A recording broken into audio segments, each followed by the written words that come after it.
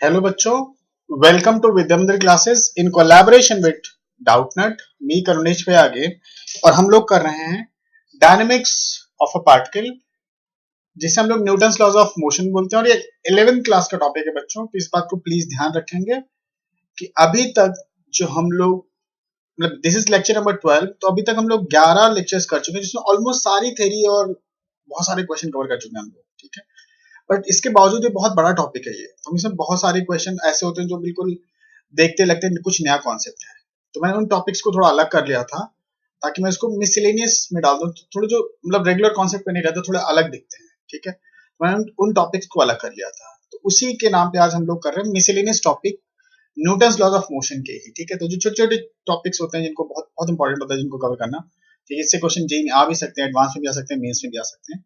ठीक है बच्चों, तो एक क्वेश्चन मैंने ऐसा ही लिया हुआ है। चलो एक छोटे से क्वेश्चन से शुरू करते हैं, आसान सी बात है। तो अपने पास दो ब्लॉक्स है बच्चों, दो ब्लॉक्स हैं। ठीक है, एक M1 है और दूसरा M2 है। करेक्ट है, M1 M2 दो ब्लॉक्स, M1 M2 दो ब्लॉक्स स्ट्रिंग के थ्रू कनेक्टेड है, स्ट्रिंग के थ्रू कनेक्टेड है। क्लियर है बात है यहाँ पे। अब यहां पर फ्रिक्शनल फोर्स भी है एंड कोफिशिएंट्स दिए हुए हैं इनके, म्यू म्यू। करेक्ट है, अब हम क्या करेंगे बच्चों, यहां पर एक एक्सटर्नल फोर्स लगा देते हैं। करेक्ट है, यहाँ पर एक एक्सटर्नल फोर्स लगा देते हैं। अब एक्सटर्नल फोर्स लगाएंगे तो एक्चुअली ब्लॉक को खींचने की कोशिश करेगा। करेक्ट है, अब ब्लॉक को खींचने की कोशिश करेगा तो यहाँ टेंशन आ सकता है इस स्ट्रिंग में, है ना। अब अगर नॉर्मली देखा जाए, देखो मैंने लिखा भी स्ट्रिंग इज इनिशियली स्लैक, अगर कुछ फोर्स नहीं लगाओगे ना तो स्ट्रिंग स्लैक ही रहेगा, मतलब जीरो फोर्स से लेकर आप इन्फिनिटी फोर्स तक वैरी कर सकते हो। तो कह रहा भाई बताओ यहाँ पर टेंशन किस तरीके से वैरी कर रहा हो, मतलब हमारा अगर मैथमेटिकल टर्म्स में समझा जाए, मैथमेटिकल टर्म्स में समझे तो find tension as a function of force, tension as a function of force, कि फोर्स को वैरी करें तो टेंशन का फंक्शन क्या होगा, है ना। तो कैसे करेंगे, तो बहुत इजी सी सिचुएशन है। जो क्वेश्चन को अगर सॉल्व करना चाहते हो तो ऐसा करते, दोनों ब्लॉक का एफबीडी बना लेते हैं और बहुत इत्मीनान से एनालिसिस करते हैं। FBD M1 and FBD M2। ठीक है, FBD M1 and FBD M2 बना लिया हमने, और M2 एफबीडी बनाने के बाद बिल्कुल ध्यान से देखना है, M2 एफबीडी ये हो गया।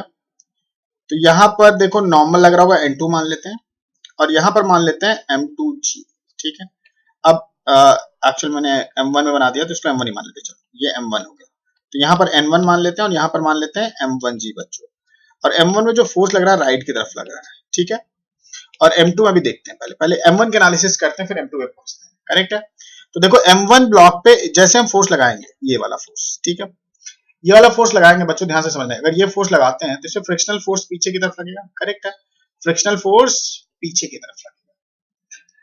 जब तक इस फोर्स की वजह से यहां फ्रिक्शनल फोर्स ओवरकम नहीं होगा, जब तक एक्सटर्नल फोर्स की वजह से फ्रिक्शनल फोर्स ओवरकम नहीं होगा, तब तक स्ट्रिंग टाइट नहीं होगा। जब तक स्ट्रिंग टाइट नहीं होगी तब तक उसमें टेंशन नहीं आएगा। तो पहले फोर्स को, फ्रिक्शनल फोर्स इस सरफेस पे जो आएगा, M1 ब्लॉक के नीचे जो आएगा, जो यहां पे मैं दिखाने की कोशिश कर रहा हूं, यहां पर ओवरकम पड़ेगा कुछ टेंशन देखने के लिए। तो अगर हम केसेस की तरह देखें तो केस 1 बच्चों क्या होगा, अगर F की value less than frictional force की लिमिटिंग वैल्यू से कम है, तो लिमिटिंग वैल्यू कितनी होगी बच्चों फ्रिक्शनल फोर्स की, यहाँ पर F1S लिख लेते हैं, that is always mu n, तो यहाँ N1 है, और N1 यहाँ क्या होगा बच्चे, N1 ऊपर M1G नीचे। ठीक है, तो म्यू M1G, अगर इससे कम फोर्स लगाओगे, म्यू M1G से कम फोर्स लगाओगे तो फ्रिक्शनल फोर्स बैलेंस कर देगा और स्ट्रिंग में टेंशन नहीं आएगी। क्योंकि जब हल्का सा समझ टाइट करने के खिंचाव तो आना एक्सपीरियंस करना चाहिए ना, लेकिन अभी क्या हो रहा है, फ्रिक्शनल फोर्स की वजह से बिल्कुल भी हिल नहीं रहा है, बिल्कुल भी हिल नहीं रहा, तो यहाँ पर कोई टेंशन नहीं आएगा। इस बात को समझा रहा है, तो यहाँ पर बच्चों टेंशन जीरो होगा। अगर F less than mu M1G, equality में भी चलेगा, इक्वल होगा तो भी जीरो होगा, जस्ट जीरो होगा। ठीक है, तो केस 1 हो गया। अब मुद्दा अगला क्या आता है, देखो ध्यान से समझना, अगला मुद्दा क्या आता है, अगला मुद्दा आता है केस 2। अगर हम लोग फोर्स की वैल्यू को म्यू M1G से ज्यादा कर देते हैं और म्यू M2G से कम कर देते हैं बच्चों, ऐसे समझो। अब सॉरी म्यू M2G नहीं देखते हैं, बस अभी क्या करते हैं, म्यू M1G से ज्यादा किया, पहले ये देखते हैं कि कहां तक पहुंचा के देख सकते हैं। अब देखो जैसे ही हम यहाँ पर देखो, यहाँ पर F लगा रहे थे, यहाँ पर म्यू M1G लग रहा था बच्चों। अब इस फोर्स को हमने, इस फोर्स से हल्का सा इस फोर्स हमने ज्यादा कर दिया, तो करा जी अभी स्ट्रिंग है, तो स्ट्रिंग है कि जी मैं टाइट होकर यहाँ पर स्ट्रिंग में टेंशन देके बैलेंस कर सकते हो। तो अभी भी एक्सेलेरेट नहीं, पहले भी एक्सेलेरेट नहीं कर रहा था, अभी भी एक्सेलेरेट नहीं कर रहा। क्लियर है बात है, कोई जल्दबाजी नहीं। ठीक है, तो यहां पर क्या है, फोर्स लगाया, फ्रिक्शन ने बैलेंस किया, फिर टेंशन आया। अब यहां टेंशन आएगा तो यहां पर भी टेंशन आएगा, दूसरे वाले M2 ब्लॉक पे भी टेंशन आएगा, इधर की तरफ M2 ब्लॉक पे टेंशन आएगा, तो यहां इसके नीचे भी फ्रिक्शनल फोर्स है, तो यहां फ्रिक्शनल फोर्स है। फ्रिक्शनल फोर्स कितना है, mu M2G। I hope you understand, mu M2G। तो म्यू M2G फ्रिक्शनल फोर्स है, मैक्सिमम लिमिटिंग फ्रिक्शनल फोर्स है। लेकिन यहाँ फ्रिक्शनल फोर्स आ सकता है ना, समझ में आ रहा, फ्रिक्शनल फोर्स आएगा और जो इसकी लिमिटिंग वैल्यू होगी बच्चों वो होगा N2 और ये होगा M2G। तो म्यू, अगर इसकी लिमिटिंग वैल्यू को समझा जाए तो FS2 is equal to mu N2 हो जाएगा, which is equal to M2G। ठीक है बच्चों, अब देखो क्या होगा, तुम यहां पर फोर्स बढ़ाओगे, बहुत आसान सी बात है, ऐसे समझो, F बढ़ाओगे, फ्रिक्शन की लिमिटिंग वैल्यू को क्रॉस कर चुका है, तो टेंशन आ रहा है, टेंशन आएगा तो यहां पर भी टेंशन आएगा, यहां भी टेंशन आया तो फ्रिक्शन कह रहा है जी मैं रोक लूंगा, टेंशन मत लो, यहां पर फ्रिक्शन हूं मैं भी अभी रोक लूंगा।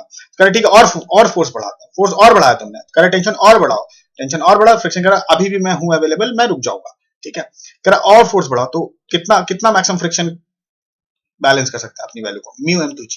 तो अगर म्यू M2G के बराबर फ्रिक्शनल फोर्स लग रहा है उतना बैलेंस कर सकता है यहाँ पर। तो हमें क्या रियलाइज हुआ कि जो अधिकतम वैल्यू बैलेंस कर सकता है M2 ब्लॉक पे वो म्यू M2G है। अगर यहाँ पर म्यू M2G है, यहां से समझना, यहाँ म्यू M2G है, म्यू M2G, तो यहां पर म्यू M2G जब लगेगा, मतलब फोर्स हमने इतना लगा दिया कि म्यू M2G के बाद ये बैलेंस नहीं कर पाएगा तो ये एक्सेलरेट करेगा। करेक्ट है बात, क्योंकि देखो एक फ्रिक्शनल फोर्स एक लिमिटिंग वैल्यू, पहले क्या हुआ, फ्रिक्शनल फोर्स यहाँ पे बैलेंस हुआ, फिर टेंशन आके बैलेंस कर रहा था, मतलब एक्सेलरेट नहीं करने दे रहा था, फिर यही टेंशन सेम यहाँ पे भी आएगा और उसके फ्रिक्शनल फोर्स यहाँ पे बढ़ाएगा।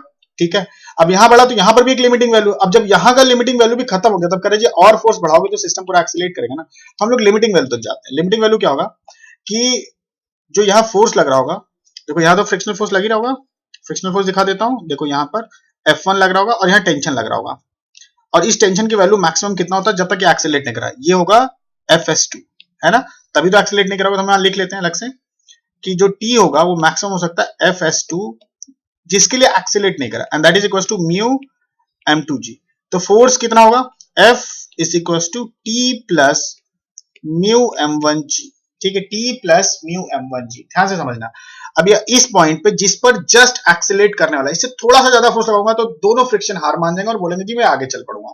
तो F की वैल्यू कितनी होगी, म्यू M2G, मतलब T की वैल्यू म्यू M2G कर दिया प्लस म्यू M1G, मतलब F की वैल्यू जब म्यू M1 प्लस M2G के बराबर होगी उसके तब तक ये एक्सेलरेट नहीं करेगा। अच्छा ये बात समझ में आ गई क्या कि जैसे मान लो केस 1 में देखते हैं, इसके नीचे तक तो टेंशन लग ही नहीं रहा था, जब हम इस वैल्यू से नीचे का फोर्स लगा रहे थे तो टेंशन नहीं लग रहा था। अभी जब हमने इससे ज्यादा फोर्स लगाया ना और म्यू M1 प्लस M2 तक फोर्स लगाया, तब तक ये एक्सेलरेट नहीं कर रहा था, लेकिन टेंशन वेरी कर रहा था, बढ़ रहा था, धीरे धीरे धीरे धीरे धीरे टेंशन बढ़ रहा था। ठीक है, हमने रियलाइज किया कि टेंशन आ चुका है, और लेकिन हाँ इस रेंज में एक्सेलरेशन, यहां पे भी एक्सेलरेशन जीरो है, इस रेंज में भी एक्सेलरेशन जीरो, इस बात को समझना, अभी भी एक्सेलरेशन जीरो है।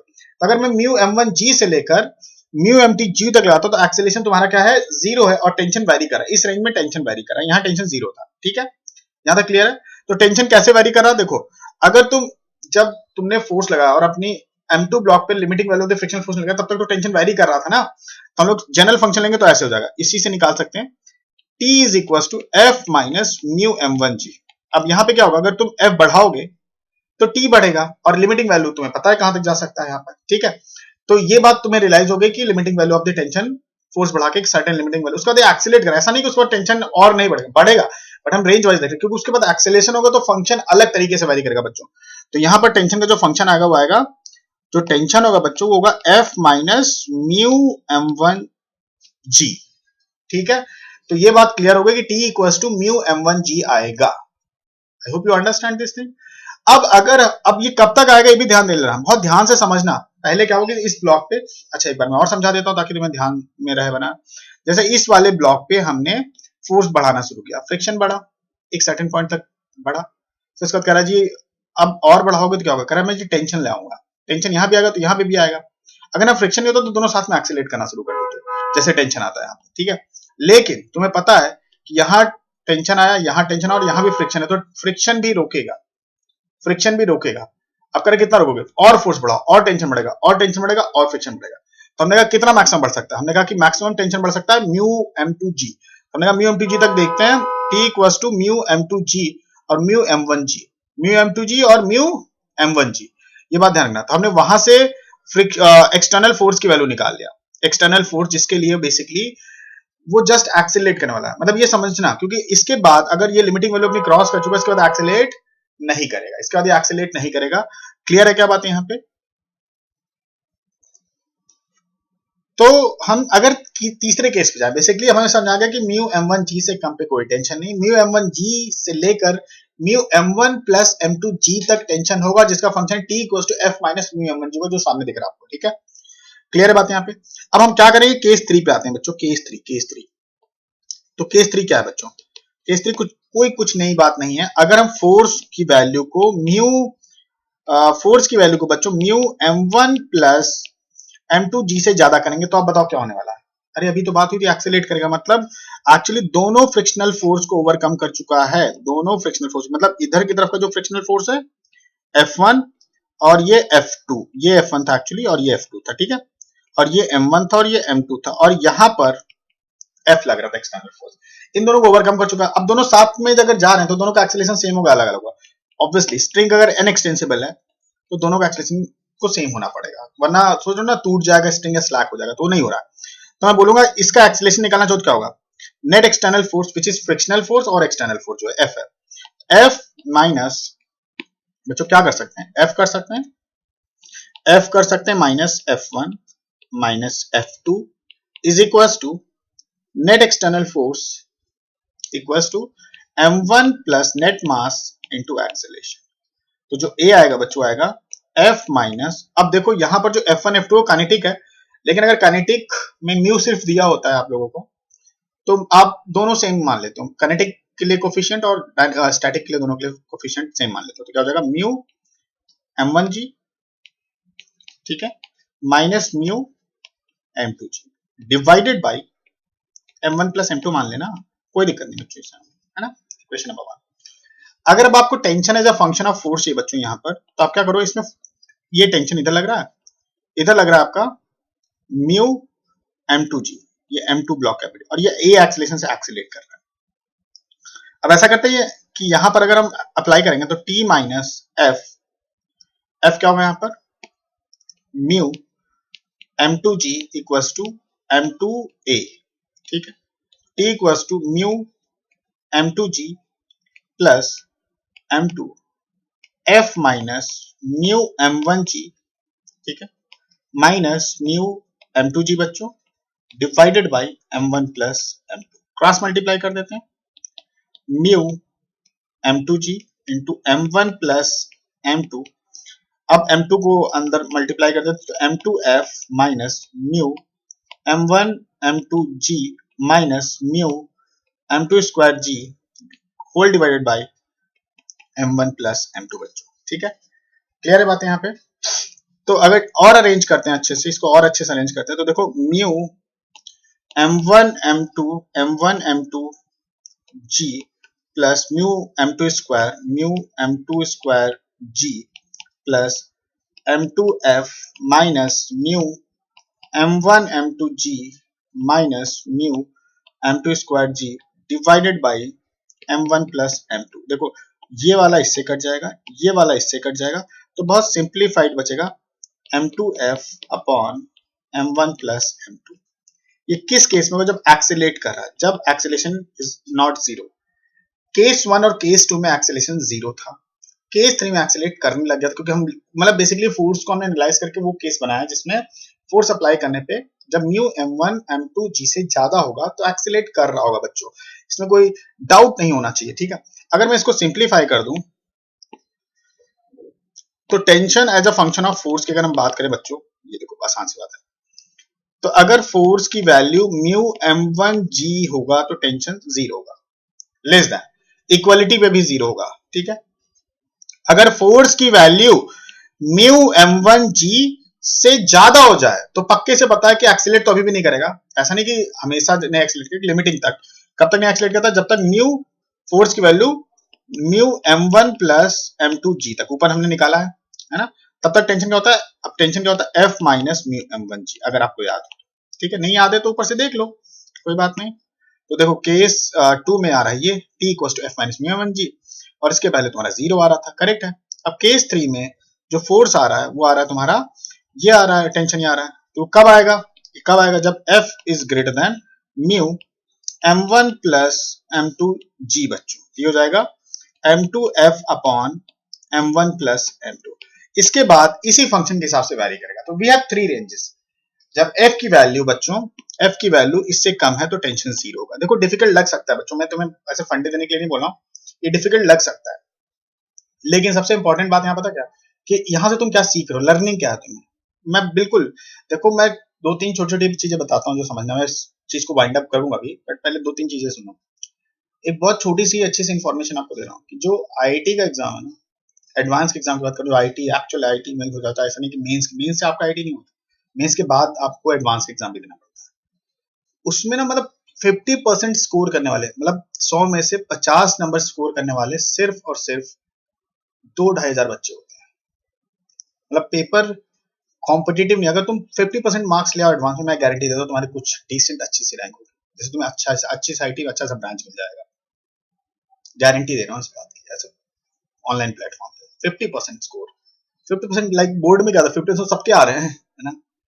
तो इसका मतलब ये पेपर कॉम्पिटिटिव नहीं है, डिफिकल्ट है ना, डिफिकल्ट है मतलब यू कैन से इंटरेस्टिंग है, आपको पढ़ने के लिए एफर्ट लगना पड़ता है इसमें। तो वही एफर्ट की बात है। आप इस चीज को तुम सोचो कि तुम्हें कोई आके जादू से समझा देगा, तो जादू से नहीं समझोगे, दिमाग लगा के एफर्ट लगा के समझना पड़ेगा। वरना आईटी में मतलब तुम समझ रहे हो ना, क्यों 2500 ही बच्चे सिर्फ 50% स्कोर कर पाते हैं, क्यों ऐसा क्यों होता है, क्यों, क्योंकि पेपर बहुत इंटरेस्टिंग है। तो ऐसा नहीं कि कोई बच्चा टीचर ऐसे, देखो एक ही टीचर सबको बताता है, बट उसमें से कुछ का होता है, बहुत सारों का नहीं होता है। क्यों नहीं होता, क्योंकि जो कुछ बच्चे वो बहुत फोकस से, बहुत मेहनत से पढ़ रहे हैं, एफर्ट डाल रहे हैं। तो अगर डिफिकल्ट लग रहा है ना, तो टाइम लगाओ इस क्वेश्चन पे, एक नहीं 2 बार। तो अगर आईआईटी जाना है, हार्ड वर्क करना पड़ेगा। मैं मतलब बता रहा हूँ, तो मैं ये चीज बहुत जल्दी समझ गया था चीजों को। अगर लाइफ में कुछ बड़ा अचीव करना है, तो उसके पीछे बहुत ज्यादा हार्ड वर्क होता है। और आईआईटी आई थिंक तुम्हारे एज में तो सबसे बड़ी चीज है, ठीक है, इस वक्त के लिए फिलहाल। तो इस बात को समझना, अगर ये डिफिकल्ट लगे 2 बार पढ़ो, वीडियो पॉज करो, फिर से देखो, रिवाइज करो, फिर नहीं आया फिर से देखो, हार नहीं मानने का, बिल्कुल अच्छे से करने का, फाइट मारने का, ठीक है। तो अब ये समझ में आ गया तुम्हें। तो मैं ऐसा करता हूँ, छोटी सी बात, एक और छोटी सी बात तुम्हें दिखाता हूँ। देखो अगर हमें ये रेंज पता चल गया कि किस किस रेंज में कितना कितना टेंशन लग रहा है, तो हम लोग इसका ग्राफ भी बना सकते हैं। ग्राफ के बाद ना बड़ी मस्ती फीलिंग आती है। देखो ये फंक्शन पता है हमें, हम ये ग्राफ बना देते हैं। देखो अब देखो ग्राफ का मतलब क्या होता है, tension is a function of F, पता है एफ क्या होगा, इंडिपेंडेंट वेरिएबल। एफ है तुम्हारा इंडिपेंडेंट वेरिएबल, ठीक है। एफ क्या है, इंडिपेंडेंट वेरिएबल। टेंशन क्या है तुम्हारा, डिपेंडेंट वेरिएबल। अगर तुम ध्यान से देखोगे बच्चों, तो म्यू m1g तक एक्चुअल तुमने रियलाइज किया, म्यू m1g तक कोई टेंशन ही नहीं लग रहा था। ये देखो 0 था टेंशन, हमने रियलाइज किया, ऊपर देखो फंक्शन 0 था। और जैसे म्यू m1g से म्यू m1 प्लस m2g तक किया, उसके बाद जो फंक्शन था वो इसके हिसाब से वैरी कर रहा था, सॉरी इसके हिसाब से। तो this is very similar to, मैं समझाता हूं। देखो t equals to f minus mu m1g, यहाँ पर ये y इक्वल्स टू ये x और ये c, y equals to mx plus c की जगह माइनस c है, तो इसका नेगेटिव इंटरसेप्ट है। स्ट्रेट लाइन की क्वेश्चन याद है ना, y equals to mx plus c, इतना तो याद होगा, एक्सपेक्टेशन रखना कुछ गलत नहीं है, ठीक है। तो यहाँ पे जो स्लोप होगा वो 1 होगा, तो मतलब ये स्ट्रेट लाइन की इक्वेशन है जिसमें नेगेटिव इंटरसेप्ट होगा, तो वो ऐसा होगा, देखो ये ऐसे करके, ठीक है, यहाँ तक, ये ध्यान से देखना, ठीक है। अब ये जो जाएगा कट करेगा वो नेगेटिव इंटरसेप्ट होगा यहाँ, आई होप यू अंडरस्टैंड, ठीक है। यहाँ पे क्लियर है बात यहाँ पे। तो यहाँ पर जो स्लोप होगा, वो स्लोप भी देखना, स्लोप 45 होगा, ये बहुत अच्छे से दिखना चाहिए। स्लोप क्या होगा तुम्हारा, 45 होगा बच्चों। इसको ब्लू कर देता हूँ कि कलर में पूरा ग्राफ हो जाएगा, ब्लू वाला ग्राफ है, ठीक है, आई होप यू अंडरस्टैंड। इसके बाद अगर म्यू m1 m2g, देखो म्यू m, इस ग्राफ के बाद क्लैरिटी और आ जाती है। म्यू m1 m2g के बाद जो फोर्स लग रहा है उसका फंक्शन ये है बच्चों, उसका फंक्शन ये है। अब इसमें देखोगे तो ये y इक्वल्स टू mx जैसा, देखो इसको देखोगे तो ये y इक्वल्स टू mx जैसा, t equals to f variable है, m इंटू f, लेकिन m क्या है, m स्लोप है, और m की जगह पर m2 upon m1 plus m2। अगर तुम इसकी वैल्यू देखोगे तो दिस इज लेस देन 1, मतलब इस वाले से स्लोप, इसका तो स्लोप 1 था ना, और इसका m2 upon m1 plus m2 है ना, m2 upon m2 plus m1 कुछ ऐड हुआ है, लेस देन 1, राइट। तो लेस देन 1 है, तो और y इक्वल्स टू mx हमेशा सेंटर से पास होता है। तो ये बात ध्यान रखना, ये सेंटर से पास होने वाला ग्राफ है, ऐसे ये सेंटर से पास होने वाला ग्राफ, ये देखो ये सेंटर से ग्राफ होगा, ये सेंटर से नहीं क्रॉस कर रहा क्योंकि y equal to mx plus है। और इसका स्लोप जो होगा वो स्लोप होगा बच्चों, ध्यान देना, स्लोप कितना होगा m2 upon m1 plus m2 which is less than 1। Beautiful thing. तो इसका स्लोप ज्यादा है, इसका स्लोप कम है बच्चों, इसका स्लोप ज्यादा है, इसका स्लोप कम है। आई होप ये सबको समझ में आ रही होगी। बहुत ही इंटरेस्टिंग सी चीज है, मतलब इसी क्वेश्चन में देखो ग्राफ में तुमसे पूछ सकता था, स्लोप के बारे में पूछ सकता था, बहुत सारी चीजें पूछ सकता था तुमसे। तो this is all very very very interesting thing. I think I took almost for this particular question 20 minutes, and I think this question always deserves 20 minutes. 18 to 20 minute तो डिजर्व करता ही है। तो इसमें ये कॉन्सेप्ट की तरह ही मैं इस क्वेश्चन को सीख लिया है।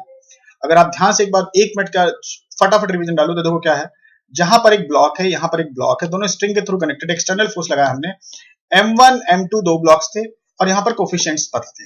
हमने फोर्स बढ़ाना शुरू किया तो पहले म्यू m1g तक कोई टेंशन नहीं आया क्योंकि तब तक फ्रिक्शनल फोर्स बैलेंस कर रहा था। जैसे हमने म्यू m1g से थोड़ा ज्यादा फोर्स लगाया, यहाँ टेंशन आ गया, इधर टेंशन आया तो इसको फोर्स को बैलेंस कर दिया, इधर टेंशन आया तो इसको फ्रिक्शन ने फिर से बैलेंस कर दिया। अब फिर तुमने और फोर्स बढ़ा तो और टेंशन बढ़ा, और टेंशन बढ़ा तो और फ्रिक्शन बढ़ा। लेकिन यहाँ पे फ्रिक्शनल फोर्स की भी लिमिटिंग वैल्यू है ना, वो कितना म्यू m2g। तो तुमने देखा कि जो म्यू m2g के अकॉर्डिंग यहाँ f आ रहा था वो आ रहा था म्यू m1 प्लस m2g, मतलब म्यू m1 प्लस m2g तक ब्लॉक एक्सीलेट नहीं कर रहा है ना, तो इस रेंज तक ब्लॉक एक्सीलेट नहीं करा। इसके बाद अगर तुमने थोड़ा और फोर्स लगाया तो एक्सीलेट करेगा। तो यहां तक हमने टेंशन का फंक्शन निकाल लिया, 0 से mu m1g and then mu m1g से लेकर म्यू m1 प्लस m2g तक देखा, टेंशन का फंक्शन दिख गया। फिर उसके आगे लगाया तो एक्सीलेट करा, तो एक्सीलेशन के हिसाब से हमने फंक्शन बना लिया। ठीक है, तो यही 3 चीजें किया और उसके हिसाब से हमने प्लॉटिंग भी कर लिया। आई होप यू अंडरस्टैंड। बहुत ज्यादा डिफिकल्ट नहीं है। देखो बहुत सारे बच्चों को लग रहा होगा कि क्या बग कर रहा, नहीं बग नहीं है, ध्यान से सुन तो सही, मजा आएगा तेरे को। जब आईटी में क्वेश्चन सॉल्व होने शुरू होते तब मजा आता है, ऐसा नहीं मजा आता है ना। तो आई होप ये सबको आसानी सी चीजें समझ में आ रही होंगी, आसानी नहीं तो थोड़ा फाइट मार के समझ लो। ठीक है, we have another very interesting question यहाँ पर। ठीक है, क्लियर बात है। तो यहाँ पर देखो बहुत इंटरेस्टिंग सा क्वेश्चन है कि अपने पास एक वॉल है, वॉल पे हमने एक पुली लगा दी है, मासलेस पुली, उसके एक साइड रस्सी है, दूसरी साइड भी रस्सी है, और उसमें एक प्लैंक लगा दिया। प्लैंक का मास 5 kg दिख रहा है आपको, मंकी का मास है 20 kg। ठीक है, रस्सी मासलेस है, फ्रिक्शनलेस है। अब रस्सी फ्रिक्शनलेस नहीं है, एक्चुअली पुली फ्रिक्शनलेस को बोल सकते हैं, पुली को फ्रिक्शनलेस बोल सकते हैं। ठीक है, रस्सी फ्रिक्शनलेस नहीं है, पुली फ्रिक्शनलेस है। अब क्या है कि जो मंकी का एक्सेलरेशन दिया हुआ है, अब मंकी का acceleration this is the given thing. ठीक है, a acceleration of monkey with respect to rope दिया, acceleration of monkey with respect to rope दिया हुआ है, ध्यान से समझना, acceleration of monkey with respect to rope दिया हुआ है। I hope you understand. तो यहां पर हम लोग क्या कर सकते हैं बच्चों, लिख देते हैं acceleration of monkey with respect to rope. तो क्या लिखेंगे, एक्सेलरेशन ऑफ मंकी, मतलब ये रिलेटिव एक्सेलरेशन है, acceleration of monkey with respect to rope बच्चों। ठीक है, आई होप ये सबको समझ में आ रही है, कोई ज्यादा डिफिकल्ट सी चीजें मैं तुम्हें बताने की कोशिश अभी नहीं कर रहा हूं। ठीक है, तो अब उसकी डायरेक्शन भी पर्टिकुलरली ऊपर दी है, देखो ये ऊपर की तरफ दी है, करेक्ट है। और इनिशियली ये दिया हुआ कि ये लेवल सेम है, देखो ये मार्किंग कर रखी है, मतलब यहां मंकी है और जो प्लैंक उसका टॉप मोस्ट पॉइंट के साथ ये लेवल पे, और T0 पे सब कुछ रेस्ट पे था, T0 पे सब कुछ रेस्ट पे था। और फिर T0 पे मंकी एक्सीलेट करना शुरू करता है, T0 से मतलब सब रेस्ट पे था, मंकी ऊपर की तरफ एक्सीलेट करना शुरू करता है। तो पहले देखो ऐसा करते हैं, एक छोटी सी बात एफबीडी बनाने की कोशिश करते हैं। पहले एफबीडी ऑफ मंकी देखते हैं, यहां लिखते हैं एफबीडी ऑफ मंकी। ठीक है, ठीक है बच्चों, मंकी का एफबीडी हमने कहा ये रहा मंकी, इस पे क्या लग रहा होगा, पहले नीचे की तरफ का फोर्स देखेंगे तो 20 into g बच्चों। और अब यहीं पर आएगा, देखो रस्सी है इसके हाथ में, ये रस्सी, ठीक है, ऐसे करके पकड़ रखे हैं रस्सी। अब इसी के सहारे ऊपर चढ़ने की कोशिश कर रहा है, तो इस पे जो ऊपर की तरफ फोर्स लग रहा है वो क्या दिखाएंगे, क्या दिखाना चाहिए आपको, क्या लगता है? चलो मैं आपको बहुत आसान से एग्जांपल देता हूँ, थिंक अबाउट दैट एग्जांपल। अगर मान लो अपने घर के सीलिंग पे, छत पे जो दिख रहा है ऊपर आपको, उस पे आप वो लगा लो, रस्सी लगा लो, है ना, लटकना मत भाई लटकना नहीं है। तो उसको पकड़ना है, उसको पकड़ के अगर मान लो क्या है रस्सी, क्या है वो, रस्सी स्मूथ है, रस्सी स्मूथ है मान लो, तो आप स्मूथ रस्सी मतलब कोई बहुत चिकनी रस्सी, तो क्या उस चिकनी रस्सी को पकड़ के आप बहुत स्मूथ मतलब फ्रिक्शन नहीं है, क्या ऊपर चढ़ पाओगे? बिल्कुल नहीं। क्यों? क्योंकि जैसे आप पकड़ के होल्ड करोगे और नीचे धक्का मारने की कोशिश करोगे, नीचे धक्का मारो तभी तो ऊपर जाते हो ऊपर, तो स्लिप करके नीचे आ जाओगे, चढ़ ही नहीं पाओगे। लेकिन ये रफ रस्सी होती है, मतलब एकदम खुरदुरी रस्सी होती है, तो बड़ी आसानी से आप ऐसे पकड़ पकड़ के ऊपर चढ़ जाते हैं। इसका मतलब जब हम रस्सी को पकड़ते हैं और नीचे की तरफ धक्का मारते हैं ना, तो उसके हाथ की जो टेंडेंसी होती है, स्लिपिंग टेंडेंसी, वो नीचे की तरफ होती है। हाथ की जो स्लिपिंग टेंडेंसी नीचे की तरफ आती है, जिसकी वजह से हाथ पे ऊपर की तरफ फ्रिक्शनल फोर्स लगता है। अगर मैं मंकी के हाथ का बीडी बनाऊं तो ऊपर की तरफ फ्रिक्शनल फोर्स लगेगा। आई होप यू अंडरस्टैंड। तो मैं इसका बीडी फिर से बना लेता हूं। ये है, तो नीचे की तरफ अगर 20 G लग रहा है बच्चों, तो इसके हाथ पे ऊपर की तरफ फ्रिक्शनल फोर्स लग रहा होगा, और ये फ्रिक्शनल फोर्स mg से ज्यादा होगा तभी ऊपर की तरफ एक्सेलरेट कर सकता है। I hope not so very difficult, not so very difficult. अगर एक्सेलरेट कराना है तो फ्रिक्शन, अगर ऊपर ओवरऑल ऊपर चढ़ते हो तो वो फ्रिक्शनल फोर्स डोमिनेट करता होगा, एक्सटर्नल फोर्स ही आपको ऊपर की तरफ खींच सकता है। बहुत इंटरेस्टिंग सी बात है ये, ऊपर की तरफ को फ्रिक्शनल फोर्स ही खींच सकता है बच्चों, समझ में आना चाहिए बात, ठीक है, क्लियर है बात यहाँ पे। तो ऊपर की तरफ फ्रिक्शनल फोर्स लग रहा है। अब हमने कहा जी फ्रिक्शनल फोर्स किसकी वजह से लग रहा है, रस्सी की वजह से लग रहा है। हमने कहा एक छोटा सा रस्सी का टुकड़ा लेते हैं, ये छोटा सा रस्सी का टुकड़ा है, मान लो ये यहाँ वाला जहां पकड़ रखा है उसने। अगर ऊपर की तरफ फ्रिक्शनल फोर्स लग रहा है तो इसका पेयर फोर्स नीचे की तरफ लग रहा होगा बच्चों, डेफिनेटली पेयर फोर्स नीचे की तरफ लगा होगा, सेम इसका पेयर फोर्स, और इस पेयर फोर्स की वजह से रस्सी पे टेंशन आ गया होगा, करेक्ट। अगर ये मासलेस रस्सी है तो T minus F equal to mass into acceleration, अगर एक्सीलरेशन होगा भी तो भी कोई फर्क नहीं पड़ता, एक्चुअली जो फ्रिक्शन है वही टेंशन के बराबर है, लेकिन ये तब होगा जब ये मासलेस स्ट्रिंग होगा। तो एक्चुअली हम फ्रिक्शन तो निकाल नहीं सकते, तो बट टेंशन के टर्म में तो लिख ही सकते हैं। तो मासलेस स्ट्रिंग के केस में एक्सीलरेटिंग और नॉन एक्सीलरेटिंग, जो मंकी के हाथ पे फ्रिक्शन लगेगा या आपके हाथ पे जो फ्रिक्शनल फोर्स लगेगा वो टेंशन के बराबर होगा। लेकिन आइडियल केस ही है ये, फ्रिक्शनल फोर्स ऐसे थोड़ी रस्सी मासलेस कहां होती है, बट हम मान लेते हैं फिजिक्स में सिंप्लीफिकेशन के लिए बहुत सारी चीजें मानते हैं। तो ये दिख गया हमें T इक्वल टू एफ आ गया। तो हमने दोनों फोर्सेस दिखा लिए बच्चों, दोनों फोर्सेस दिखा लिए। अगर मैं फिर से मंकी का बीडी बनाऊं, है ना, ऊपर की तरफ क्या लग रहा है, frictional force equal to tension force, नीचे की तरफ क्या लग रहा है 2G। अब इसका जो एक्सेलेरेशन, अब ध्यान देना, इसका एक्सेलेरेशन AR ऊपर की तरफ दिया, रिलेटिव एक्सेलेरेशन, रिलेटिव मतलब मंकी का acceleration with respect to rope दिया हुआ ऊपर की तरफ। और एक चीज बड़ी इंटरेस्टिंग सी होती है, अगर तुम्हें रिलेटिव एक्सेलेरेशन किसी के साथ पता है, उसका अगर हम ग्राउंड के साथ ऐड कर देंगे AR के साथ, तो वो उसी जिसका रिलेटिव पता है उसको ग्राउंड के साथ पता चल जाएगा, है ना। जैसे मान लो मैं एक प्लैंक पे खड़ा हूं और मेरा रिलेटिव एक्सेलेरेशन, ध्यान से सुनना, अगर मैं एक प्लैंक पे खड़ा हूं, मेरा रिलेटिव एक्सेलेरेशन प्लैंक के साथ पता है और प्लैंक का ग्राउंड के साथ पता है। तो जो प्लैंक का ग्राउंड के साथ पता है, मेरे रिलेटिव के साथ ऐड करोगे ना तो मेरा ग्राउंड के साथ पता चल जाएगा, ऐड वेक्टर समेशन। तो अगर अब रस्सी की बात करते हैं, देखो रस्सी यहां बगल में है और यहाँ पुली है और यहाँ पर प्लैंक लगा हुआ है, ऐसे सोचो। अब जैसे तुम्हें पता, तुम एक्चुअल में रस्सी पे जो, रस्सी पे अगर ध्यान से देखोगे तो रस्सी ऊपर की तरफ, रस्सी अगर रस्सी को एक्चुअली तुम ऐसे ऊपर नीचे की तरफ धक्का मार नीचे भेज जा रहे हो, एक्चुअली नीचे की तरफ इसका एक्सेलेरेशन मान सकते हो। तो इस प्लैंक का ऊपर की तरफ वैसे मान सकते हैं ना, रस्सी नीचे की तरफ एक्सेलरेट कर रही है। तो अगर मुझे इस मंकी का नेट एक्सेलरेशन ग्राउंड के साथ, अच्छा कहोगे भैया ग्राउंड के साथ क्यों, ये तो मैंने आपको सूडो फोर्स में लेक्चर लेवल में बताया था ना, कि अगर सारे फोर्सेस आपने ग्राउंड के साथ बताया लिखा है तो आपका एक्सेलरेशन भी ग्राउंड के साथ लिखोगे तभी आपका एफ इक्वल टू में अप्लाई कर सकते हो।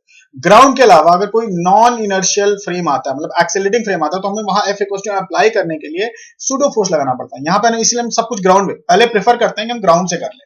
अगर ग्राउंड से सॉल्व नहीं हो रहा होता है तो हम लोग फिर उस नॉन इनर्शियल फ्रेम से सॉल्व करने की कोशिश करते हैं, बट वहां पर हमें एक एक्स्ट्रा फोर्स लगाना पड़ता है बच्चों, इस बात को ध्यान देंगे। तो यहाँ पर फिलहाल इसको ग्राउंड से कन्वर्ट करने के लिए हमें इसका रस्सी का एक्सेलरेशन नीचे की तरफ है जो कि ऐड कर देंगे। तो ए आर और ए का जो सम होगा, vector sum, A R plus A का जो वेक्टर सम होगा, that is acceleration of monkey with respect to ground, with respect to ground होगा। ये इंटरेस्टिंग सी बात है। तो अब वेक्टर सम जैसे ए आर ऊपर की तरफ, ए नीचे की तरफ, दोनों ऑपोजिट वेक्टर्स हैं, तो सब ट्रैक करके ही देखना पड़ेगा कौन सा बड़ा है। तो ये तो समझ में आ चुका है। अगर हम यहाँ प्लैंक का बीडी बच्चों बना लें, प्लैंक का बीडी बना लेते हैं, बहुत आसान सी बात है। प्लैंक का बीडी, प्लैंक एफबीडी, लो जी प्लैंक का बीडी बना लिया, ठीक है। अब प्लैंक के बच्चों ऊपर की तरफ टेंशन लग रहा होगा और नीचे की तरफ कितना वेट था प्लैंक का, 5, तो 50 लिख देते हैं, 50 न्यूटन, 5G 50 न्यूटन, और इसका एक्सेलरेशन ऊपर की तरफ।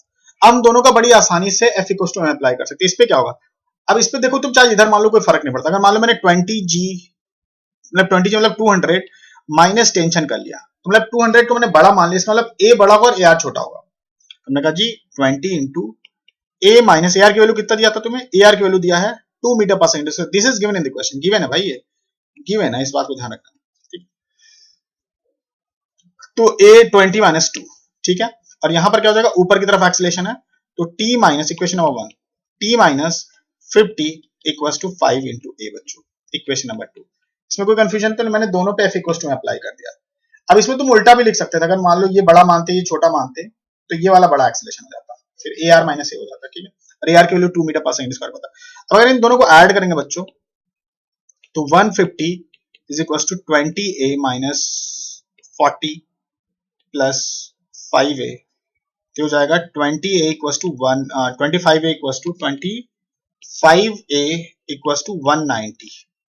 अगर इसको डिवाइड करेंगे 190 by 25 almost exactly 7.6 metre per second square आ गया, ठीक है। कैसे 25 इंटू 7 विच इज 175 और फिर 15 बचा 150 तो 6 से हो जाएगा, तो 7.6 metre per second square. And this is a, मतलब ए मतलब रस्सी के इस वाले एंड का नीचे की तरफ का एक्सेलरेशन है और इधर का ऊपर की तरफ का एक्सेलरेशन है, और मंकी का हमें ए आर पता था, तो यहां पर पूछता है, पहला क्वेश्चन पूछता है फाइंड क्या पूछता है पहला, आपको अब इतना कुछ निकालने के बाद मैं तुम्हें बता रहा हूं कि क्या पूछता है फाइंड। तो फाइंड का मैं निकाल देता हूं, एक्सेलरेशन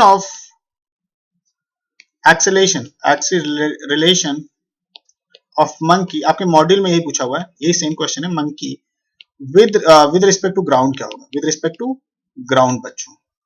तो क्या होगा, अब देखो ये मंकी है, इसका ए आर ऊपर की तरफ कितना है 2 मीटर पर सेकेंड स्क्वायर बच्चों, और इसका ए नीचे की तरफ है, ए कितना है 7.6 मीटर पर सेकेंड स्क्वायर, और इन दोनों का ही जो वेक्टर सम है वही आपको ग्राउंड के साथ है, तो a with respect to ground of monkey is going to be 7.6 नीचे की तरफ है, 2 ऊपर की तरफ है, तो कितना हो जाएगा 5.6 मीटर पर सेकेंड स्क्वायर डाउनवर्ड होगा। मंकी का जो ग्राउंड के साथ एक्सेलरेशन होगा दैट इज 5.6 मीटर पर सेकेंड स्क्वायर, इसमें कोई डाउट तो ना रखो भाई, ठीक है। अब यहां पर दूसरा क्वेश्चन क्या पूछ सकता है, क्वेश्चन देखो क्वेश्चन ऐसे पूछेगा, हमें सब कुछ पता है। अब देखो मंकी एक्चुअली रस्सी को नीचे खींच रहा है, मंकी क्या कर रहा है, रस्सी को नीचे खींचा तो प्लैंक ऊपर आएगा, और मंकी भी ऊपर जा रहा है, लेकिन प्लैंक मंकी ऊपर आने की वजह से मंकी किसी ना किसी पॉइंट पे प्लैंक के बॉटम मोस्ट पॉइंट पे होगा, है ना, ऐसे प्लैंक ऊपर जा रहा है तो ये दोनों बॉटम मोस्ट पहुंचेगा, मतलब इनिशियली टॉप मोस्ट पॉइंट पे था मंकी और अल्टीमेटली बॉटम मोस्ट, अल्टीमेटली कभी ना कभी तो पहुंचेगा ना, तो पूछता फाइंड टाइम आफ्टर विच, क्वेश्चन क्या होता है इसमें, एक क्वेश्चन पूछ लेता है फाइंड ध्यान से सुनना, फाइंड टाइम, बिल्कुल बहुत इंटरेस्टिंग सी बात है, फाइंड टाइम आफ्टर विच, आफ्टर ये तुम्हें पता नहीं चाहिए इनिशियली कहां था, find time after which monkey is at bottom of Planck, है ना कमाल का क्वेश्चन।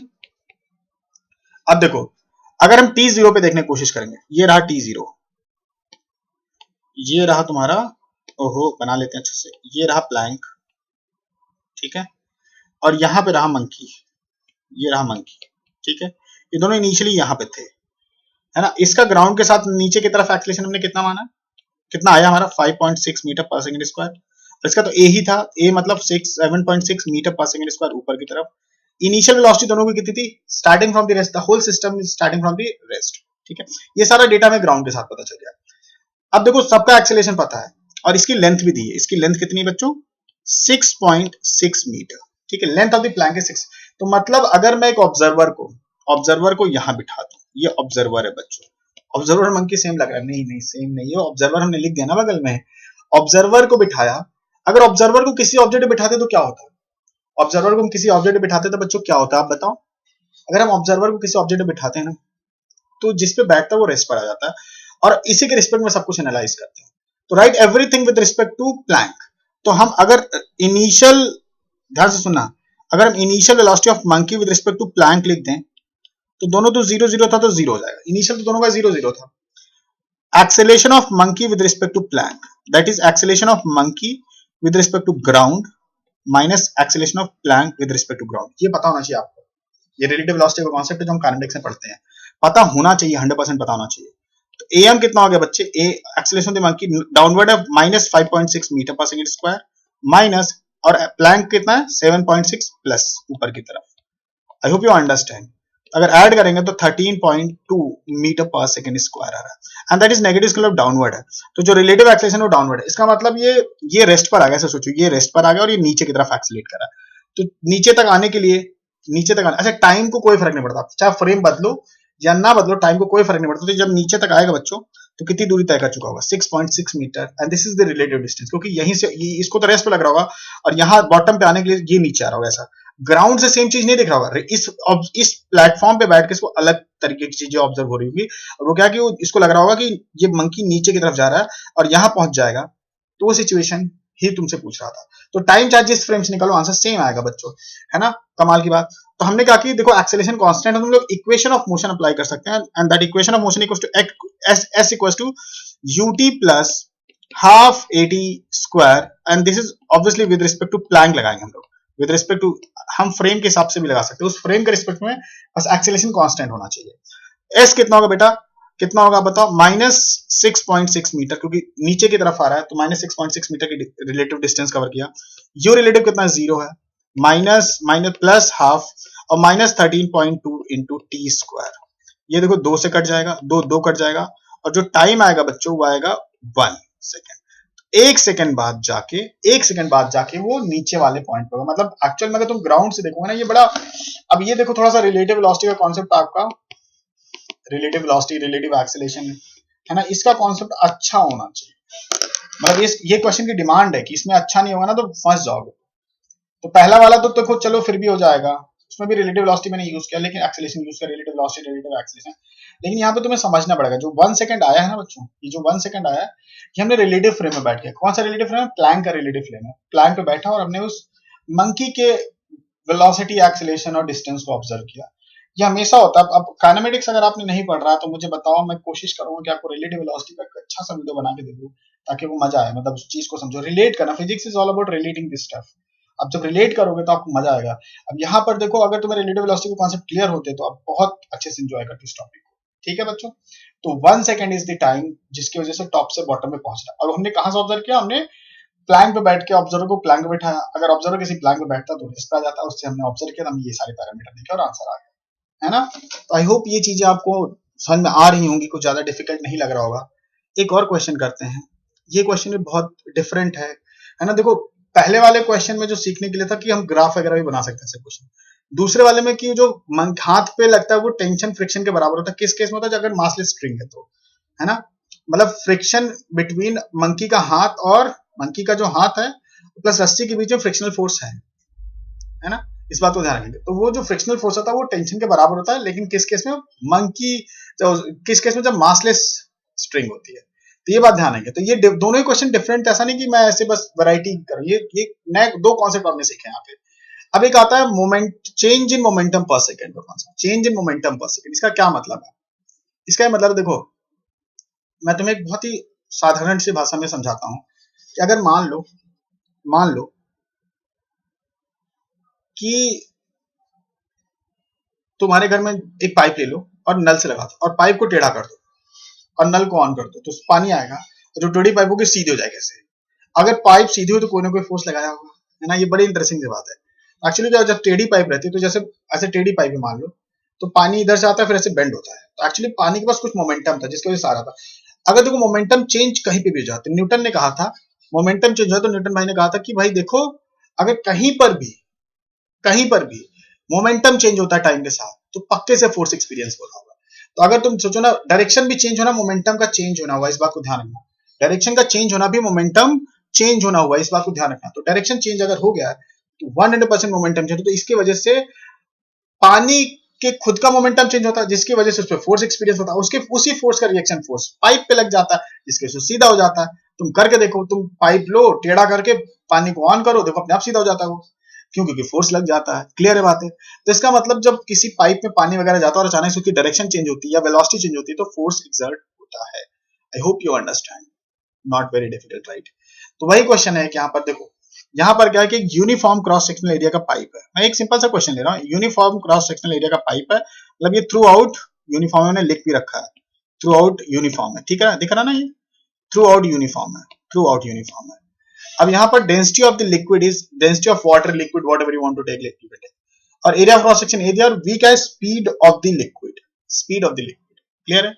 अब देखो यहां तक तो डायरेक्शन सेम था, बट इसके बाद अचानक से डायरेक्शन चेंज होती है, इस जंक्शन पे ना फोर्स एक्सर्ट हो, इस जंक्शन पे फोर्स, जिसकी वजह से पाइप सीधी होनी चाहिए, लेकिन हमने फिक्स कर दिया है, रोक लिया, हमने होने नहीं दिया ना, पकड़ लिया, तो फोर्स को बैलेंस कर दिया होगा। तो यहां पर सीधा पूछता find force exerted by liquid on the pipe, force exerted by liquid on the pipe, है ना, फोर्स एक्सर्टेड बाय, दिमाग में क्वेश्चन बिठा लो, तो इसमें अगर पाइप ऐसे पानी चेंज हुआ डायरेक्शन, तो find force exerted by liquid on the pipe. I hope you understand.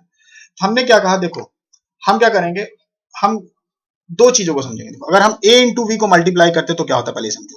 a into we को मल्टीप्लाई करेंगे, a का area of cross section, v का वॉल्यूम नहीं है, वॉल्यूम नहीं, बिल्कुल दिमाग से हटाओ, वॉल्यूम वेलोसिटी है, स्पीड भी बोल सकते हैं उसको, इंस्टेंटेनियस वेलोसिटी, जो मैग्नीट्यूड होता है वेलोसिटी ऑफ इंस्टेंट को, उसे स्पीड बोलते हैं, स्पीड मान लेते हैं। a इंटू वी क्या हो जाएगा, a मतलब metre square into metre per second, तो मीटर क्यूब पर सेकंड क्या होगा, वॉल्यूम पर सेकंड। अगर वॉल्यूम पर सेकंड है, a into v is volume per second, है ना, ध्यान से समझना, वॉल्यूम, मैं इसको थोड़ा अच्छे से लिख देता हूं, तो वॉल्यूम पर सेकंड क्या होगा, volume per second that is equal to a into v. ठीक है, अगर मैं इसमें रो मल्टीप्लाई कर दूं तो क्या हो जाएगा, volume per second into rho, रो क्या है, डेंसिटी, तो वॉल्यूम इंटू डेंसिटी हो जाएगा मास आपका, तो मास पर सेकंड हो जाएगा, मास फ्लोइंग पर सेकंड, मास फ्लोइंग पर सेकंड बच्चों, तो रो एवी हो गया। ठीक है, अब मास पर सेकंड, अब ध्यान से सुनना, मास पर सेकंड हमें यहां पे भी पता है, देखो यहां पे भी मास पर सेकंड पता है, यहां पे भी मास पर सेकंड पता है। क्यों, क्योंकि अगर यहाँ v स्पीड से जा रहा है तो यहाँ पे भी v स्पीड से ही जा रहा होगा। कैसे पता, यूनिफॉर्म क्रॉस सेक्शनल एरिया है बच्चों, तो जितना पर सेकंड पानी यहाँ एंटर कर रहा होगा उतना ही यहाँ से पर सेकंड निकल रहा होगा, सिर्फ डायरेक्शन ही तो चेंज हुई है ना। तो मास पर सेकंड यहाँ पे भी कांस्टेंट है, मास पर सेकंड यहाँ पे भी कांस्टेंट है। क्लियर होनी चाहिए बात, मास पर सेकंड यहाँ पे भी क्लियर है और मास पर सेकंड यहाँ पे भी क्लियर है। कॉन्सेप्ट ध्यान से समझना, यहाँ का मास पर सेकंड, यहाँ का मास कांस्टेंट।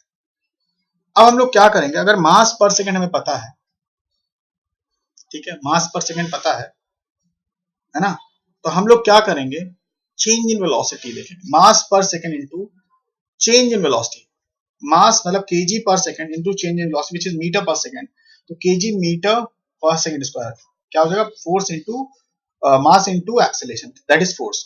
तो अगर मैं मास, देखो जो फोर्स फोर्स होगा, ध्यान से समझना, फोर्स क्या होगा, यहां अगर फोर्स निकालना है, फोर्स इक्वल टू बच्चों क्या होगा, मास फ्लोइंग पर सेकंड, थोड़ा ध्यान से समझना, पर second into change in velocity is going to give you force, force experienced by कौन, अगर हमने लिक्विड का लिखा तो force experienced by लिक्विड होगा बच्चों, ये बात ध्यान है, क्योंकि लिक्विड का हमने mass flowing per second into delta V की ना, तो लिक्विड का जो इधर की तरफ वेलोसिटी थी v थी, फिर ऐसे चेंज हो गई लिक्विड वेलोसिटी, तो चेंज हुई वेलोसिटी कैसे निकाल सकते हैं, अब इधर की तरफ x एक्सिस मान लेते हैं, इधर की तरफ y एक्सिस मान लेते हैं, तो इनिशियल वेलोसिटी कितनी होगी, मास फ्लोइंग कितना, रो ए वी, है ना, rho A V into change in velocity, rho v into change in velocity, and that change in velocity is what, change in velocity is, ध्यान से समझना, change in velocity is final velocity हो जाएगी minus V J, और x axis के along था initial momentum, तो ये हो जाएगा, ये हो जाएगा चेंज इन वेलोसिटी, तो v कॉमन ले लिया, तो rho A V square minus I minus J, this is giving you direction. अगर हम इसका फोर्स का मैग्नीट्यूड है तो modulus of force experience by liquid, बच्चों ध्यान से समझ, बहुत अच्छी सी बात है, लिक्विड हो जाएगा रो ए वी स्क्वायर और माइनस आई माइनस जे का मॉडुलस होगा रूट टू, ये तो समझ में आता है कि कोफिशिएंट ऑफ आई का square plus coefficient of J का स्क्वायर का रूट होगा, तो rho A V square root two आएगा, और डायरेक्शन किधर होगा, देखो नेट फोर्स का जो डायरेक्शन होगा, माइनस जे इधर की तरफ है, माइनस आई इधर की तरफ है, इनके बीचों बीच लग रहा होगा, करेक्ट है बात। तो जो लिक्विड फोर्स एक्सपीरियंस कर रहा होगा बच्चों, वो इधर की तरफ लग रहा होगा, इधर की तरफ ना, liquid force experience by liquid, F by liquid इधर की तरफ कर रहा होगा, और अगर इधर की तरफ फोर्स एक्सपीरियंस करो तो ये एक्चुअल में क्या करेगा, ये पाइप को इधर की तरफ धक्का, पाइप अपने पे इधर की तरफ धक्का मार रहा होगा, मतलब किसकी वजह से आ रहा होगा, पाइप इसको इधर धक्का मार रहा होगा, this is force by pipe on the liquid, तो सेम फोर्स ऑपोजिट डायरेक्शन में लगेगा, ऑपोजिट डायरेक्शन में, समझना। तो ये जो फोर्स है, this force is by liquid equal in magnitude, opposite in direction, by liquid on pipe, and this is away from the pipe, उधर की तरफ होगा, ध्यान से समझना, इधर की तरफ होगा, इधर की तरफ बाय लिक्विड ऑन पाइप, बच्चों बिल्कुल ध्यान से समझने की आवश्यकता है ना, कितना होगा, root two rho A V square, कैसे किया हमने, mass per second into change in velocity, mass per second मतलब KG upon second into change in velocity, change in velocity क्या होता है, मीटर पर, चेंज इन वेलोसिटी का तो यूनिट मीटर पर सेकंड होता है, तो KG metre per second square, this is KG into metre per second square is acceleration, तो this is force actually, this is force. तो हमने क्या रियलाइज कर दिया कि जो चेंज है, अब इस बात को याद रख सकते हो कि mass flowing per second into changing velocity is always going to be, पानी वाले केस हम लोग यही कांसेप्ट यूज कर सकते हैं, इनफैक्ट अगर कहीं कुछ ऐसा आता है तो हम लोग सेम तरीके से यूज कर सकते हैं, कुछ गड़बड़ नहीं है, ध्यान रखना इस बात को, कुछ गड़बड़ नहीं है यहाँ पर, आई होप यू अंडरस्टैंड। तो ये इस कॉन्सेप्ट को समझ पा रहे हो ना आप लोग कि मास फ्लोइंग पर सेकंड दोनों तरफ सेम होगा, तो चेंज इन वेलोसिटी से मल्टीप्लाई कर देंगे तो we will be getting force experience by liquid. Once we get force experience by liquid, उसी के ऑपोजिट डायरेक्शन में पाइप पे लग रहा होगा, पाइप वाले फोर्स की बात कर रहा है। क्लियर है? तो यहां पर बहुत आसानी से आप चीजों को समझ गए बच्चों। ठीक है क्या ये बात? √2 ρv², इसको इंपॉर्टेंट मार्क कर लो, बहुत इंपॉर्टेंट सा कॉन्सेप्ट है। अच्छा देखो, मैं बिल्कुल एक आसान सा क्वेश्चन आपको होमवर्क के लिए देता, देखो एकदम आसान सा होमवर्क क्वेश्चन, आप बिल्कुल इजी सा क्वेश्चन, देखो ज्यादा डिफिकल्ट नहीं, बिल्कुल इजी सा क्वेश्चन।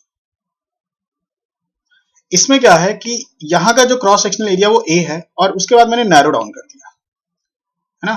अब यहाँ पे ऐसे सोचो, यहाँ पर सेकंड जितना मास जा रहा होगा, डेंसिटी कांस्टेंट है, तो यहाँ पे पर सेकंड जितना मास होगा उतना निकल होगा, यहाँ तो मास फ्लोइंग पर सेकंड यहाँ और यहाँ सेम होगा। What matters change in velocity, change in velocity matter कर रही है। तो तुम सोच पा रहे हो ना, मास फ्लोइंग पर सेकंड यहाँ और यहाँ सेम होगा, और जो चेंज इन वेलोसिटी होगा उससे तुम निकालो कि कितना force, find force experience bye pipe, same चीज बोला, बट यहाँ पर क्रॉस सेक्शनल एरिया मैंने क्या कर दिया, ए है और ये a/2 हो गया। इस बात को प्लीज ध्यान रखना। तो एक चीज मैं आपको बोलना चाहूंगा कि इसको अटेम्प्ट करो, तो जो अगला लेक्चर मैं मिसलेनियस 2 करूंगा उसी में इसको कवर करने वाला हूँ। ठीक है, तो मिसलेनियस 2 में ये क्वेश्चन होमवर्क को मैं डिस्कस करूंगा ताकि आपको थोड़ा सा कॉन्सेप्ट रिलेटेड रहे। तो पहला क्वेश्चन ये होगा जो मैं मिसलेनियस 1 में लूंगा, क्योंकि this is the first homework question आपके लिए। ठीक है बच्चों, है ना? ठीक है, ओके। अब देखो एक इसी टाइप का एक और क्वेश्चन थर्ड टाइप बन जाता है, चेन वाला क्वेश्चन। बिल्कुल आराम से समझते, कोई जल्दबाजी नहीं हमें। We have this chain thing, ठीक है। देखो एक चेन है, इसका स्मॉल एम मास है, स्मॉल एम मास है बच्चों, और ये एक रस्सी के थ्रू लटकी हुई है वॉल से, सीलिंग से, ऐसे सोच लो। ये ग्राउंड को जस्ट टच कर रहा है, ठीक है। अब क्या मैंने इस रस्सी को बर्न कर दिया, बर्न कर दूंगा क्या होगा, ये गिरना शुरू हो जाएगा। ये मैंने बर्न कर दिया, लो बर्न कर दिया। आपके मॉड्यूल में क्वेश्चन है विद्या मंदिर के, तो बर्न कर दिया, तो ये जब गिरने लगेगा ना, तो एक डेटा दिया है। क्या डेटा दिया है?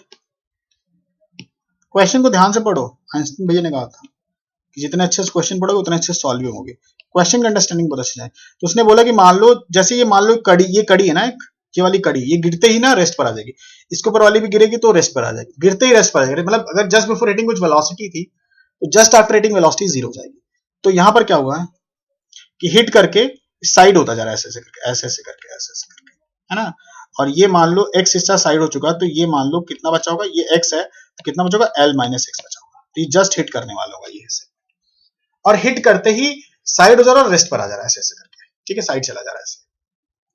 करेक्ट है, बर्न करने के बाद ऐसा हुआ। तो अब कह रहा है कि इस इंस्टेंट पे, इस चेन की वजह से ग्राउंड कुछ ना कुछ फोर्स एक्सपीरियंस कर रहा होगा इस इंस्टेंट पे, जब x लेंथ रेस्ट पर आ चुका है और l - x रेस्ट गिरने वाला है। फाइंड, क्या क्वेश्चन हुआ, फाइंड, क्वेश्चन समझना बहुत इंपॉर्टेंट है। Find force experienced by ground बच्चों, ground. I hope you understand, very interesting question. Find force experience by ground, और by chain, obviously due to chain, ऐसा नहीं, ग्राउंड ड्यू टू चेन। ठीक है, क्या करोगे आप? अगर मैं जो ऊपर वाला कॉन्सेप्ट बताया, mass flowing per second into change, mass flowing per second into change in velocity का कॉन्सेप्ट लेते हैं। कैसे? देखो ये जो चेन है ना, कंटिन्यूअसली बंधा हुआ है, ऐसे चेन के टुकड़े हैं, जो चेन की कड़ियां जिन्हें बोलते हैं, ये कनेक्टेड है। कड़ियां ही बोलते हैं ना आप लोग इसे, कड़ी मतलब एक जो सर्कुलर सा होता है। तो ये कड़ियां जो है ये इस वक्त, अच्छा जैसे मान लो ये वाला या ये वाला है, मान लो ये और ये वाला सेम है ना, तो ये कितना नीचे होगा, x नीचे होगा। अच्छा ये हिस्सा अगर x नीचे होगा तो इसकी वेलोसिटी फ्री फॉल, कटने के बाद तो फ्री फॉल ही होगा, फ्री फॉल होगा। इस पॉइंट की वेलोसिटी किस वेलोसिटी से टकराने वाला होगा, तो ये कड़ी जिस वेलोसिटी से टकराएगा कितना होगा, v = √2gx। अच्छा अगर मान लो ये वाला मान लो, तो इसके ऊपर सारे पार्टिकल इतनी ही दूरी चल के नीचे आए होंगे। Can we visualise this? ध्यान से सोचो, अगर अभी है ये वाला हिस्सा x आया, तो इसके ऊपर वाला कितना होगा, x ही नीचे होगा, क्योंकि इससे थोड़ा ऊपर भी तो है। ये सारे पार्टिकल x हाइट नीचे आएंगे, तो ये जो बचा हुआ हिस्सा है, इन सब की वेलोसिटी v हो गया, and that is equal to √2gx, है ना। तो तुम इसको ऐसे सोच सकते हो कि ये एक कुछ पानी है जो ग्राउंड को ऐसे हिट कर रहा है, और हिट करते ही स्टेशनरी हो जा रहा है। समझ में आ रहा है? हिट करते ही स्टेशनरी हो जा रहा है, हिट करने के बाद जीरो मोमेंटम हो जा रहा है। क्लियर है बात? तो सारा पानी की तरह मान सकते हो। तो पानी की तरह मानोगे तो ऐसा कहते हैं, इस कड़ी का जो डेंसिटी है रो ले लेते हैं, डेंसिटी ऑफ चेन मान लेते हैं। देख ध्यान से देख, डेंसिटी ऑफ चेन, तो डेंसिटी ऑफ चेन कितना होगा, रो। एरिया ऑफ क्रॉस सेक्शन भी ले लेते हैं, एरिया ऑफ क्रॉस सेक्शन, है ना, बड़ा इंटरेस्टिंग से कॉन्सेप्ट ऊपर वाले से रिलेट करने की कोशिश करते हैं। ए ले लिया, ठीक है। अगर एरिया ऑफ क्रॉस सेक्शन ले लिया और पूरे चेन की वेलोसिटी पता है, रो पता है, ए पता है और वी पता है, तो आपको याद होगा मास फ्लोइंग पर सेकंड कितना होगा, mass flowing per second of chain, of mass flowing per second, relate तो कर, पर सेकंड ऑफ चेन बच्चों, and that is going to be A into V हो जाता है अपना mass, sorry volume per second into density से multiply कर देंगे तो मास फ्लोइंग पर सेकंड, तो रो ए वी। अब अगर तुम्हें मास फ्लोइंग पर सेकंड पता तो अब हम क्या करेंगे, इसका चेंज इन वेलोसिटी देखेंगे। तो जस्ट बिफोर कितनी वेलोसिटी होगी, just before hitting root over 2gx, after hitting कितनी होगी, 0, ये तो बात हुई है। तो फोर्स कितना, चेन कितना फोर्स एक्सपीरियंस कर रहा होगा, तो फोर्स, है ना, फोर्स एक्सपीरियंस्ड बाई चेन कितना होगा बच्चों, क्या होगा, mass flowing rho A V into change in velocity बच्चों, वेक्टर चेंज करना मैंने गड़बड़ हो जाएगा साइन के साथ, तो rho A V into final velocity कितनी 0 हो गई है और इनिशियल कितनी नीचे की तरफ v है ना, आई होप यू अंडरस्टैंड, है ना, नीचे की तरफ v है और ये v सेम v है, v इक्वल टू यहाँ पे क्या रूट ओवर 2gx बच्चों, ये तो निकाला था ना हमने, रूट ओवर 2gx कैसा है, बहुत सारे बच्चे सोचेंगे रूट ओवर 2gx है, अरे मैं बता देता हूँ, टेंशन मत लो तुम लोग। ये वाला पार्टिकल x साइड नीचे आया, इनिशियल वेलोसिटी कितनी थी, रेस्ट से था 0 था, तो अगर ये हाइट x नीचे आया तो v square equal to u square plus 2as, तो कितना v निकालना है हमें, u इनिशियल 0 था प्लस 2 इंटू a कितना है g हो जाएगा, माइनस g हो जाएगा तो माइनस हो जाएगा और माइनस ही x हो जाएगा तो माइनस माइनस प्लस हो जाएगा अल्टीमेटली, तो प्लस x हो जाएगा, तो ये हो जाएगा root over 2gx। I hope you understand. ये कड़ी जो x हाइट नीचे है, इतना ही सारे फ्री फॉल सब किए हैं, सारे ऊपर की जो कड़ियां सारी भी x हाइट नीचे हैं, तो सबकी वेलोसिटी भी तो root over 2gx। I hope ये समझ में आ रहा होगा।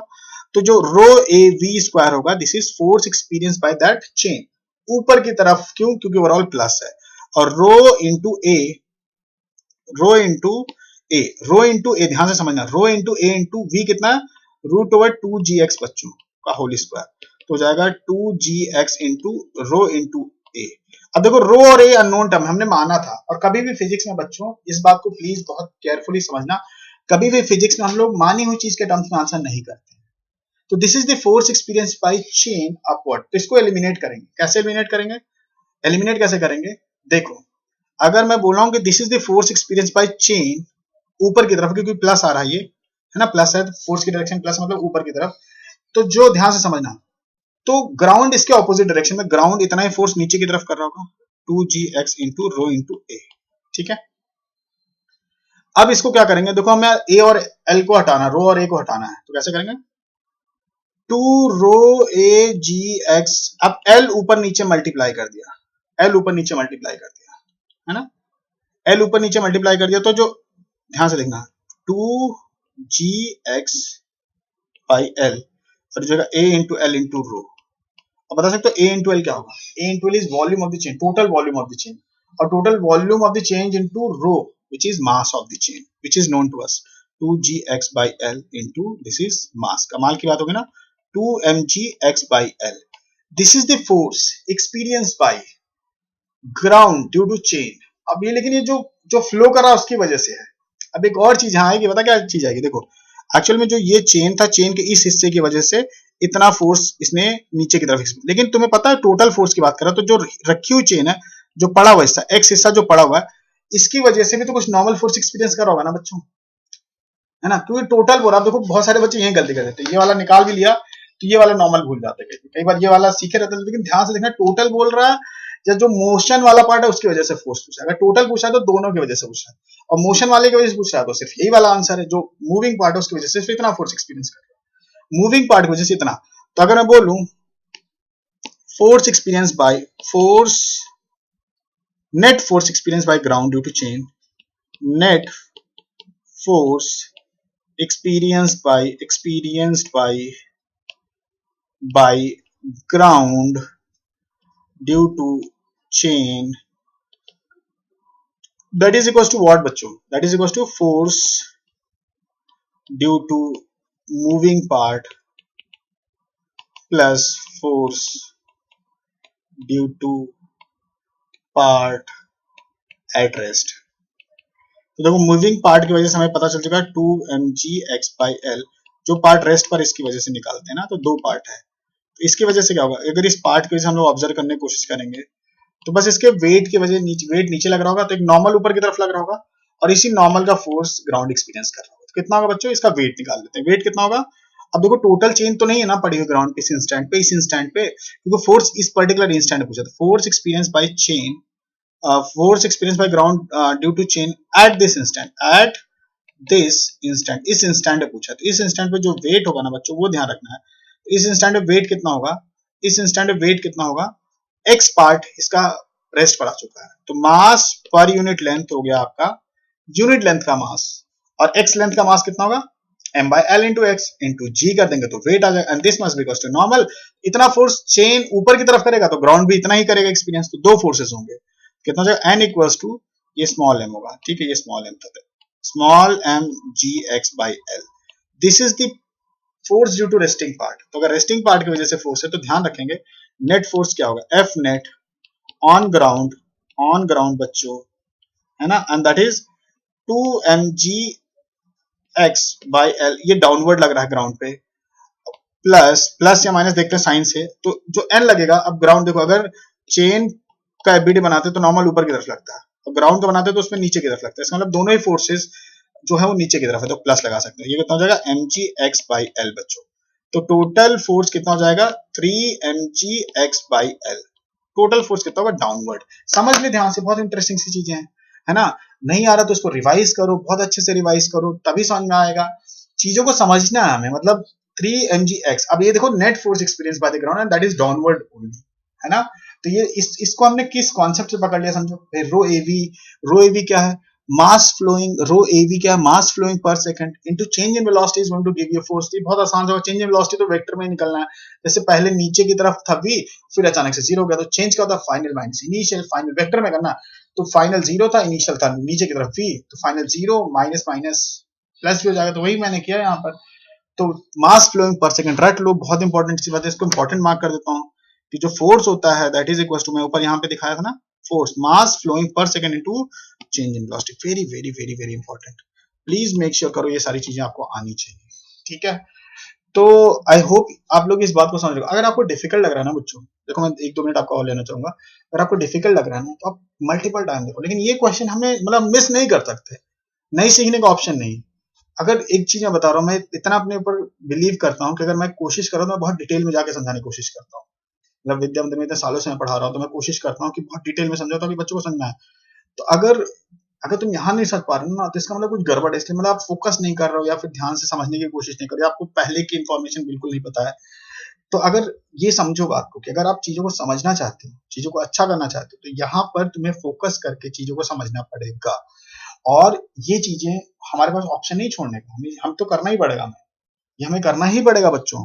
तो मैं बहुत स्ट्रांगली रिकमेंड करूंगा कि आप लोग इन चीजों को चाहे 1 बार, चाहे 10 बार, चाहे 15 बार, चाहे 20 बार करना पड़े, बट करो।